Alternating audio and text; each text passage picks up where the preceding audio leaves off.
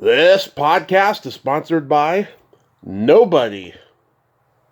Hey y'all, it's Jillian McWhirter. I played Allison in After Midnight, amongst other movies. Right now, you are listening to the one and only Tommy Throwback Kovac on Splat from the past. This dude knows everything, and he's a very good joke teller. Stay tuned. Hey dudes, welcome to Splat from the Past, the only 80s named horror sci-fi show where things can get totally radical. Now today I will be welcoming George Bishop, formerly Beau Bishop, who played Murphy in the 1989 silly Jim McAuliffe produced comedy Teen Vamp. This was probably the last in a string of teen vampire movies that came out in the late 80s and probably one of the lesser known ones. And it's going to be great to have him on the show today. He also guest starred on Different Strokes and Fame and Mama's Family, and then he left the business, and then he became a teacher, and then he became a novelist, and we're going to talk about a lot of that stuff today, and I can't wait. And I gotta say, Halloween October has been cooking. You know, this has been a fantastic month so far for that. Also, on Monday, I went to the doctor and I got some bad news. I have this little condition called, I think it's called proteinuria, which means protein from my kidneys are spreading to my liver. And if it's not treated in time, it could be fatal. So I don't want to worry anybody. I've got antibiotics and I've been on a brand new diet for a couple weeks now, and I'm all good in the hood. But I'm just a little pissed off that my doctor didn't say anything for a while about it, which is a whole other story. But everything's going to be nipped in the bud. And I've got many, many more people to interview, and I will do it. And I will do this diet, and I will be fucking successful like I always am. So yeah, here is my interview with George Bishop.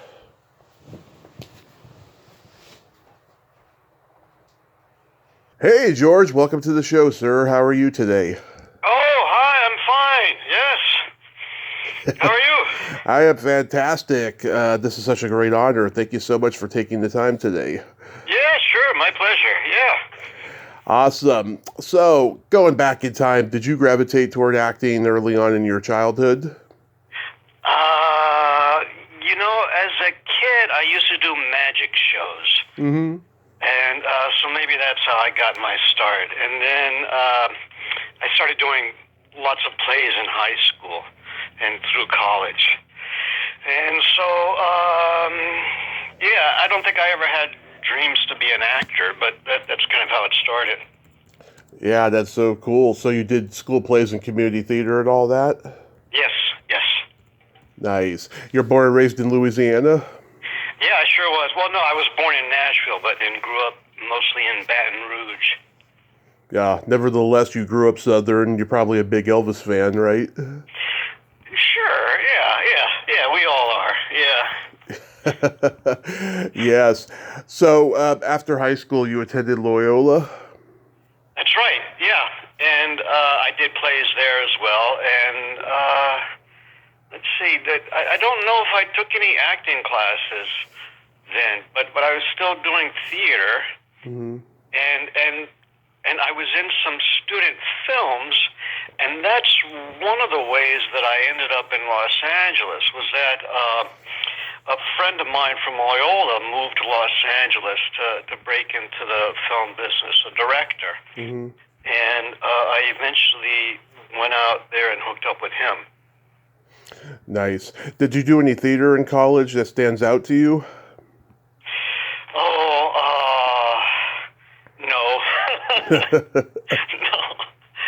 No. But as soon as I arrived in Los Angeles, I started doing theater. I did plays right away. I was doing community theater in Whittier, and I was doing a lot of equity waiver theater all around town. Right. And then I got into a play that did really well by the playwright Timothy Mason. he did the premiere of a good play of his called In a Northern Landscape. We did it in Los Angeles, and it got good reviews. And from that, I made a lot of connections and met some good friends from that. Nice, nice. So what year did you move to LA? It would have been 1984 or 85. Nice. Wow. So you took classes at Playhouse West? Yes, yes. Oh, you read my bio, that article? That blog? Of course. You got to when you're doing research. Yeah. Playhouse West was great. They taught the Meisner technique from New York, from the New York Playhouse. Is that the name of it? Yeah, something like that. Yeah, with Stanislavski and that gang. And so it was very intense, but great training, and I enjoyed that a lot. Yeah. Yeah. Did you have any classmates there that we would know? No, but one of the teachers was Jeff Goldblum. Oh, yeah. Come in and teach classes now and then. Oh, one of my favorite actors. What was he like? Oh, he was great. Yeah. He only taught my class a few times, like as a substitute, but he was a fan of the method and of that school. And so as a teacher, he was like very intense and very focused. He was great. Yeah, I heard he's a really great guy, and he remembers people's names like as time passes and stuff. Yeah, and he was a sweetie too. Yeah, really nice guy. He would come to the student parties. Oh, that's so awesome. Yeah. Wow. God, it was such a magical time too, because there was no internet. Everybody knew each other. It was like a communal thing. Yeah. And so all that time I was doing commercials mostly to pay the bills. I had a good commercial agent at the time, and so I was doing car commercials and food commercials and cereal commercials and whatever. Mm-hmm. That's so awesome. Yeah, back then too, I mean, it seemed like commercials paid a lot more money and people could make a living doing acting with commercials. Oh, God, yeah, because I've heard from friends of mine that are still in it that they don't have all the, union protections that we had then. So then if you did one commercial that had was shown on the national networks, Mm-hmm. you could get paid for the rest of the year just on the residuals, you know? Yeah, or stand out so much that you become the unofficial spokesman for whatever the product is. Yeah. I mean, I never did that, but with a couple of commercials running, it paid the bills. Yeah. According to that blog you sent me, one of your first jobs was the Judas Priest video. Do you remember what song it was?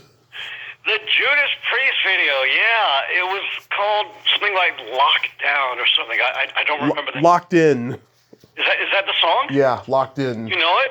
Yep. I'm a huge Judas Priest fan. Huge. Okay, yeah.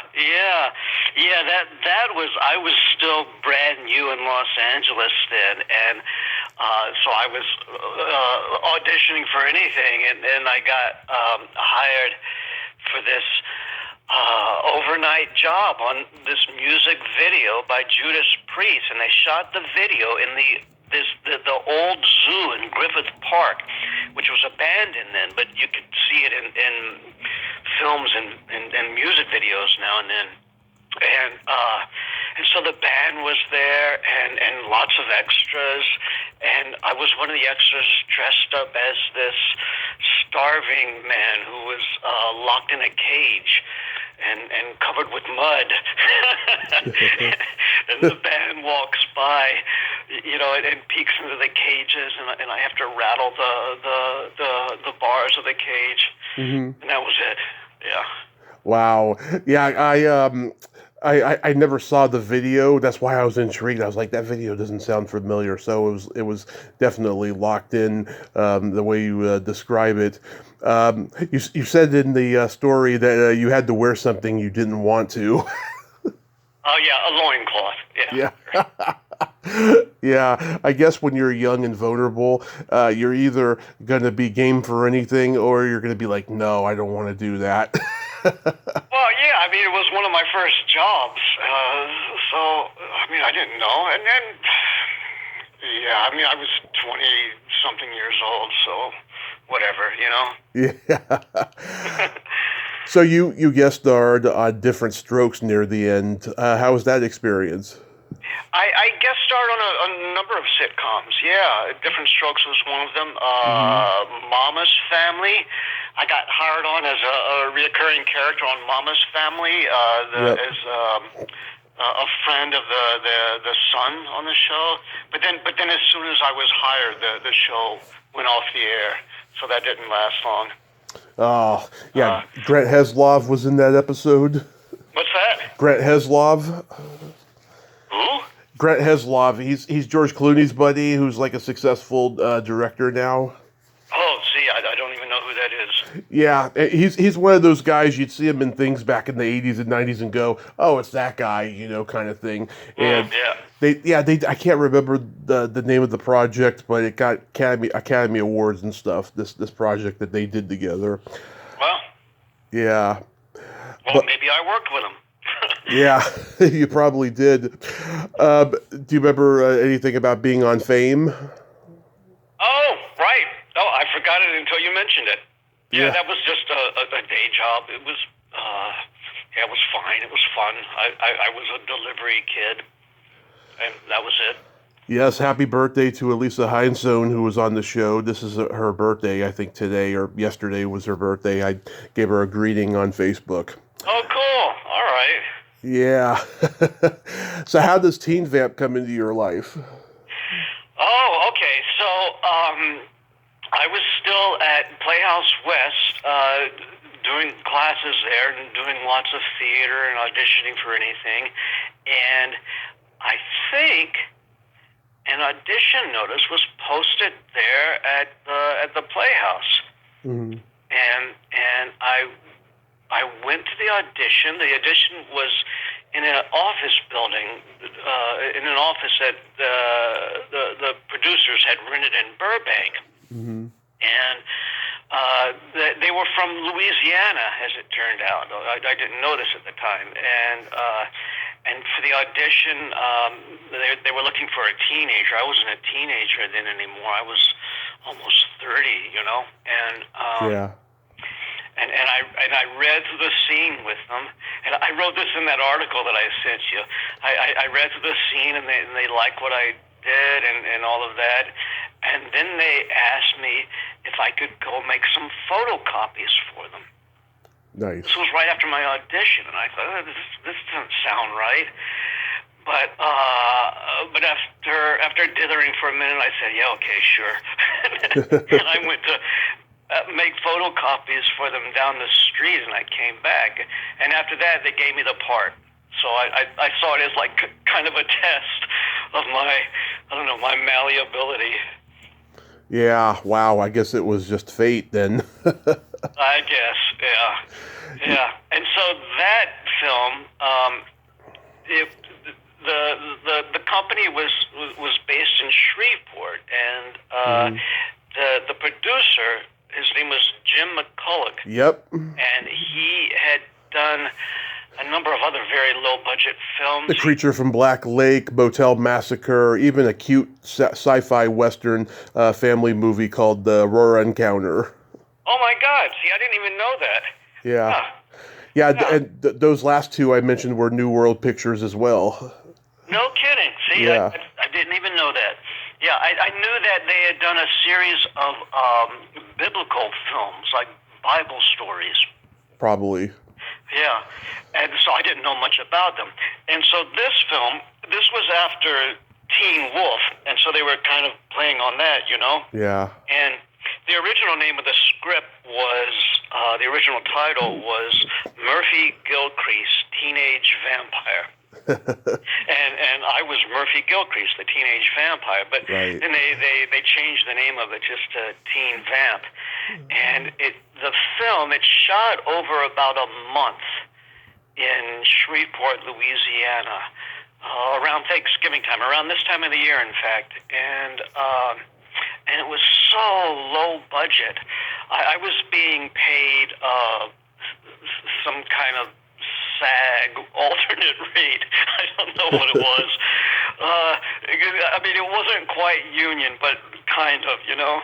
Yeah. And most of the people who worked on the film were from Shreveport or from around there. The cinematographer was good. He kind of held everything together. He was the one person who really knew what he was doing. And the director was the producer's son, Jim McCulloch Jr., but he changes his name for the credits. Samuel Bradford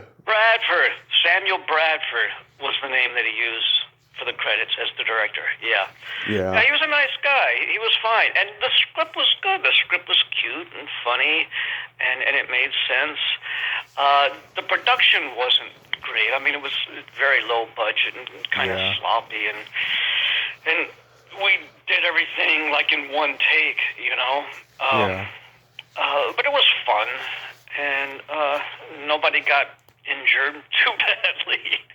Well, this was at a time when teen vampire movies were popular. Like Jim Carrey had Once Bitten. The New World Pictures had Vamp with Chris Makepeace and Grace There Jones. you go, yeah. Fright Night was big, and My Best Friend's a Vampire. So, yeah, I mean, this was like right at the end of that whole craze, you know. And, of course, the teen werewolf stories were big, too. Teen Wolf and Full Moon High and stuff like that.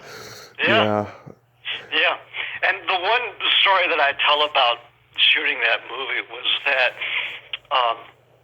in the film, when somebody gets bitten and turns into a vampire, their eyes change. Right. And to do this,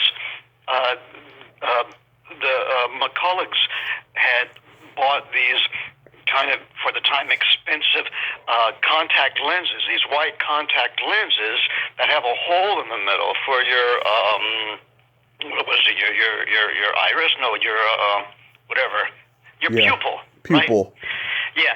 So that whoever gets bitten by a vampire, their eyes turn white. Yeah. But they were so cheap that they only bought one pair of these special contact lenses.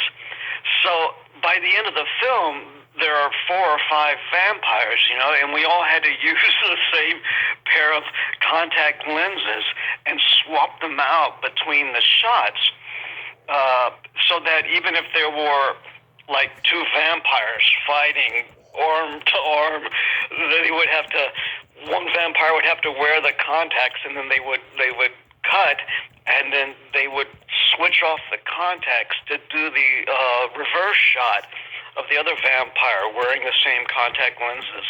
Mm-hmm. Wow. Yeah, I always thought that makeup was really cheap, like Halloween store cheap. You know what I mean? Yeah, and the fangs and all of that. Yeah, it was pretty cheap. Yeah, like it didn't have like a whole lot of effort to it, but I guess you could only do so much with a small budget. You know, you couldn't hire Rick Baker or somebody like that. No. I mean, the makeup person was just some local theater person, I guess. And tell me about working with Clu Gulager. Yes.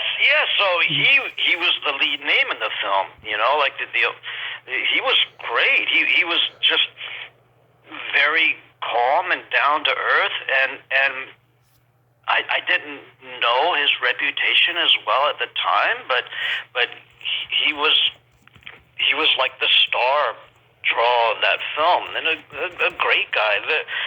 Just very friendly and easygoing, and I was amazed that he was even there doing this film in Shreveport, because it was such a low budget, kind of lousy film.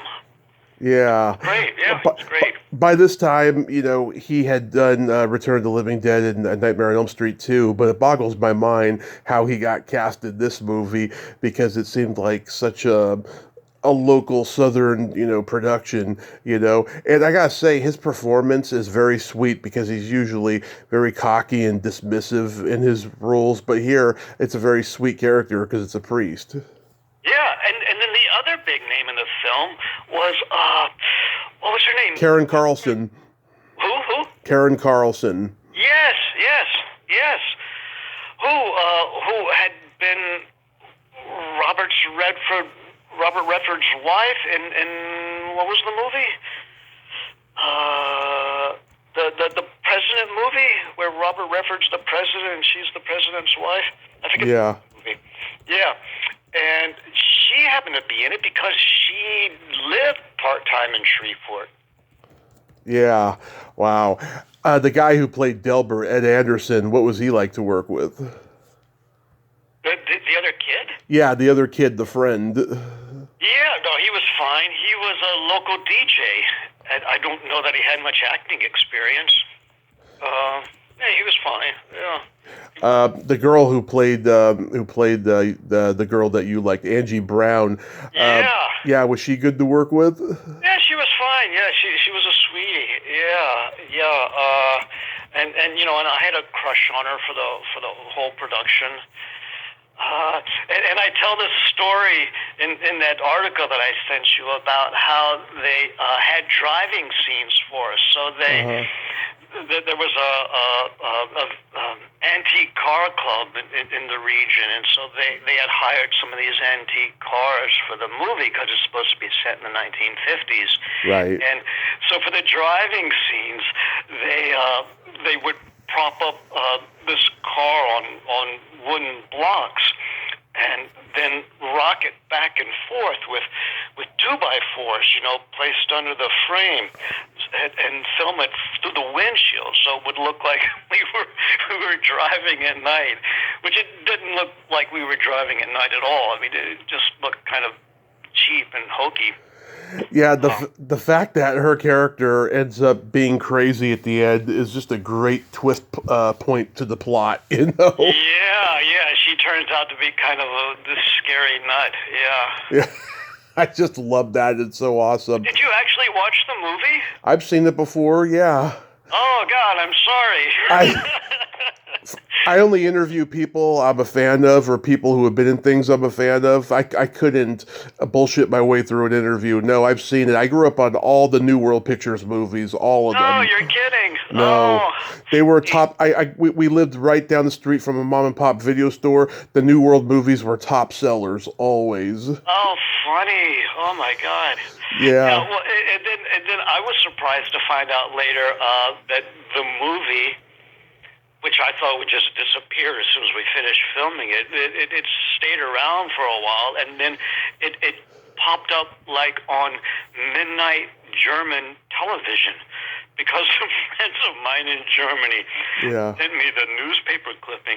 It had been translated to different languages, and so it was showing on German TV late at night, and on Mexican TV it was translated into Spanish. Mm-hmm. Yeah. That's crazy. The guy who plays the coach, Jude Gerard Prest, he became a producer. He did? Yeah. I didn't know that. Yeah, I was reading like what happened to him afterwards. My God, you've done your research. Yeah, the guy who played the bully that got bitten and then shot in the shower. What was his name? Because during the credits, you see everybody's names, but not the character names, which is weird. Oh, Jesus, I forget his name. I honestly don't remember. I'd have to look at the credits to tell you. He was very authentic playing a bully, I have to say. Yeah, he was fine. Yeah. Yeah. You still in touch with anybody from the movie? No, I'm not. No. Yeah. No, when I wrote that article for the Oxford American, in I don't know, like that was 20 years ago, I tried to contact some of them because the magazine said, well, they need to get clearance from these people or at least do fact checking with them. But I think the magazine got in touch with the producers, but that was it. They didn't track down anybody else. Interesting. So you had trouble getting more roles, so then you volunteered to teach overseas? Yes. Yes. Yeah, this was right at the end of the 80s, no, the beginning of the 90s, 1992. I volunteered to go teach in Czechoslovakia. Nice. Yeah. What was it like over there? Oh, it was an exciting time to be there because it had just broken away from the Soviet Union there and opened up its borders to Westerners for the first time in 50 years. So I went with this volunteer organization out of Alabama, I think they were. It was called Education for Democracy. Right. And they were placing volunteer teachers all over Czechoslovakia, like out in these villages to go teach English conversation to kids at these neighborhood schools, you know. Mm-hmm. It was exciting because we were like the first Americans to be in the country in 50 years. So we were kind of treated like celebrities there. So it was a fun time to be there. I'm Croatian, and like I've heard that back then you go to Croatia or Yugoslavia, everybody there is nice to tourists, but everyone hated each other. Yeah. You know, the Cold War was going on at that time. You know, it seemed like Germany was much more suspicious amongst tourists. You know. Well, the Cold War was just ending, really, at the time, I guess you could say. Yeah, Mm-hmm. I mean that's why it was so exciting because that was after the Berlin Wall had come down, and so the Slovaks and the Czechs were just like in this kind of euphoria, you know. They were just so excited to have tourists there for the first time in years. So they were like reveling in this freedom, and so yeah, they were very welcoming. It was a fun time to be there. What made you get into writing novels? Well, so even when I was in Los Angeles, I had been writing plays and screenplays and stories and songs, and so when I moved overseas, that's when I really turned my focus to writing because that's all I could do then. I was just reading a lot and writing, and that's when I got serious about my writing. So I started writing stories and novels when I was teaching overseas. Yeah. Yeah, were you always a writer? Like, did you write as a kid? I did. Yeah. Yeah, were you like writing poetry and stuff? Yeah, songs. Yeah. Poetry, songs. Did you write for your school paper? I sure did. Yeah. Yeah, that's one thing I never got to do. I kind of wish I had given it a shot, knowing what my future was going to be, you know, but you never can tell sometimes. But Because you were writing screenplays? oh, I've written screenplays since I was 12, yeah, but like I never got to like write for the school paper. Also, too, in hindsight, I'm such a rebel. I probably would have disliked writing for the school paper. So Yeah. Well, I mean, if you were writing screenplays anyway, I don't know that you needed to write for the paper. that's true. That's very true. So what's the origin of Letter to My Daughter? Oh, so I'll give a little backstory. So I ended up teaching overseas in different countries for about 6 years before I came back to get my Master of Fine Arts degree in creative writing at the University of North Carolina. Right. And so by the time I went back to graduate school for writing, I had been writing a lot on my own because that's all I was doing when I wasn't teaching overseas. Mm-hmm. And so I had all these stories and novels that I had written. And so I went back to university finally to study that, and once I was back in university, I started publishing stories in different literary journals and magazines, and so that Letter to My Daughter is my first published novel, and that happened that let's see, I finished the writing program. And I began, I'm trying to remember. No, I began that novel after I graduated from the program and went back overseas to teach again. I was teaching in India. That's how it happened. And this was already years after I finished the program. And I'd written several novels, or a few novels at least, and none of them had been published. I couldn't get them. I couldn't get an agent, and so that novel, I was working in India. I was teaching in India, and I just finished a 2-year job there, and I was on a camel safari in the desert, kind of as a holiday, and I went to sleep in a tent out in the desert, and I had this very vivid dream that became that novel. Mm-hmm. In the dream, like I could imagine, or I saw the whole novel, and I woke up in the morning and I wrote an outline of it very quickly, and that became my first published novel. Nice. So I was very lucky, and I wrote it very quickly too, like over a year, and it got picked up right away by an agent who sold it to Random House. Nice, nice. Yeah, a lot of people are doing the self-publishing thing these days, even though it doesn't pay as well as doing it with a publisher and stuff. But yeah, people are going the self-publishing route. So that's good that you got to do it with a publisher. Yeah. I think I got in right before there was a big kind of turnover in the publishing houses. That novel came out in 2010. Yeah, and I got the deal, I think, in 2008, 2009 was when my agent sold it to Random House. I love the title of your second book, The Night of the Comet. That's the name of one of my favorite movies, Night of the Comet. Yes, which I didn't realize until I was already writing the novel. And I was living in Japan at the time, and I had joined a writers group in Tokyo, and I was bringing in chapters from my manuscript of the novel that I was working on, and one of the other writers there said, well, this is the title of a movie already, and I'd forgotten, or I didn't know. It's the movie that you're talking about, yeah, Night of the Comet. Yeah. So you got a new book you're writing? Yes, always. Yeah.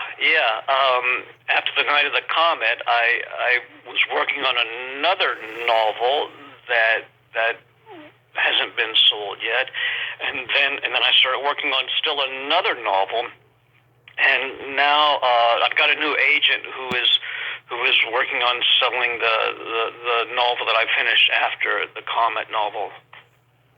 Nice. So that's where we are now. Yeah, anything else going on these days? Well, I'm settled back in the U.S. I'm living in New Orleans. Awesome. And I'm writing full-time now. I still teach occasionally. I'll sometimes get a job with the State Department to work as a consultant. I was there back in India 4 months last year doing curriculum design for a university there, but mostly I'm just here in New Orleans, writing and working on my house. Yeah. How did you go from Beau to George? Oh, so yeah, my nickname from the time I was a kid has always been Beau. My real name is George Bishop Jr.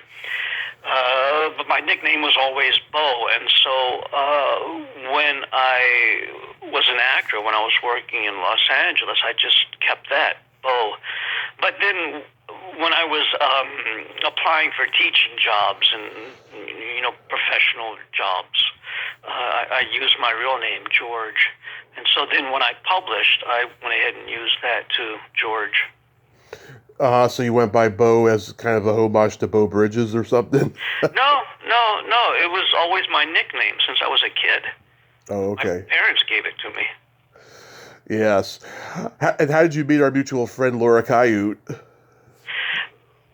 Just because she lives here in New Orleans, and I don't know that I've ever even met her unless we've crossed paths at parties or something. I just know her through Facebook mostly. She's a very talented actress, and That you've interviewed her. I've had her on twice. Yes. Okay, fun. Yeah. She's a lot of fun. She's one of those girls that you can engage in locker room talk with, and She's like a real actress. Yeah, she's good. yeah, she's a real actress, and I like her a lot.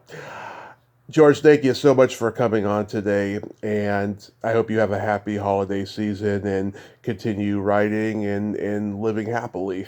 Yeah, thanks. My pleasure. You too. Thanks so much for calling. Yes, you have a great day. Be safe. You too. Thanks, man. Thank you. Bye-bye. Bye.